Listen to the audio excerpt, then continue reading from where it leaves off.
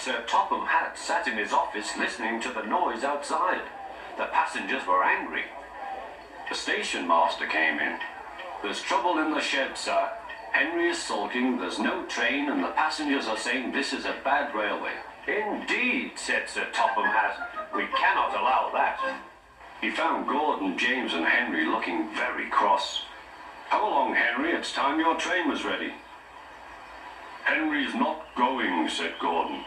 "We won't shunt like little tank engines. That was Thomas's job. We are important tender engines. You fetch our coaches and we will pull them. Tender engines don't shunt." "We'll see about that," said Sir Topham Hatt. "No engine on my railway is too important for small jobs." And he hurried away to find Edward. The yard has never been the same since Thomas left to run his branch line, he thought sadly. Edward was shunting. "Leave those freight cars, please, Edward," said Sir Topham Hatt. "I want you to push coaches for me in the yard." "Thank you, sir, that will be a nice change." "That's a good engine, off you go then."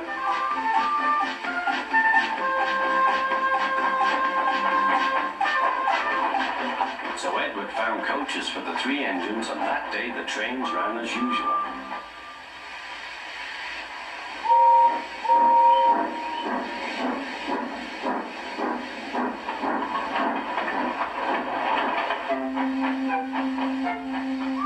But next morning Edward looked unhappy. Gordon came clanking past, hissing rudely. "Bless me," said Sir Topham Hatt. "What a noise!" "They all hiss me, sir," answered Edward. "They say tender engines don't shunt, and last night they said I have grey wheels. I haven't, have I, sir?" "No, Edward, you have nice blue ones, and I'm proud of you. Tender engines do shunt, but all the same, we do need another tank engine here." He went to a workshop, and they showed him all sorts of engines.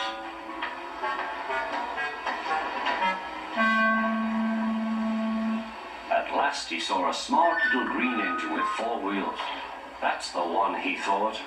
"If I choose you, will you work hard?" "Oh, sir, yes, sir." "That's a good engine. I'll call you Percy." "Yes, sir. Thank you, sir," said Percy. And Sir Topham Hatt brought him back to the yard. "Edward," he called, "here's Percy. Will you show him everything?" Percy soon learned what he had to do, and they had a happy afternoon.